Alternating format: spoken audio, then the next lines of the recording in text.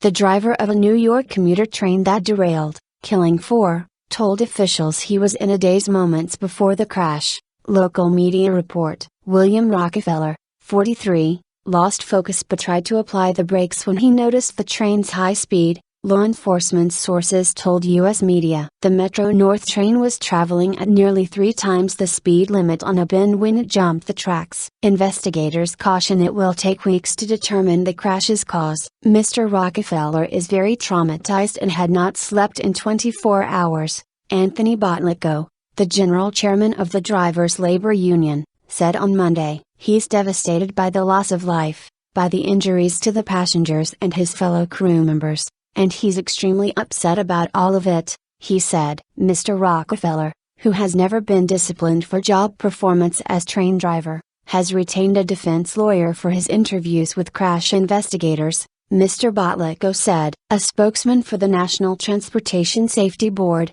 NTSB, said the agency had begun interviewing the train driver on Monday but have postponed finishing it until Wednesday. Unjustifiable speed. National Transportation Safety Board, NTSB, member told reporters on Monday the train's data recorder had shown action had been taken to reduce the train's speed from 82 miles per hour, 132 kilometers per hour, on a 30 miles per hour curve, but was done so far too late. Mr. Wiener said the train's throttle was reduced to idle 6 seconds before derailing and its brakes were activated 5 seconds before. Investigators were not aware of any problems with the brakes during the 9 stops the train made before the derailment, he added. The train was heading to New York City's Grand Central Station from Poughkeepsie, New York when it crashed 7:20 local time. 12:20 GMT. 4 people were killed and more than 60 injured as the train derailed and came to a stop a short distance from the Harlem River in New York's Bronx borough. As the investigation continues,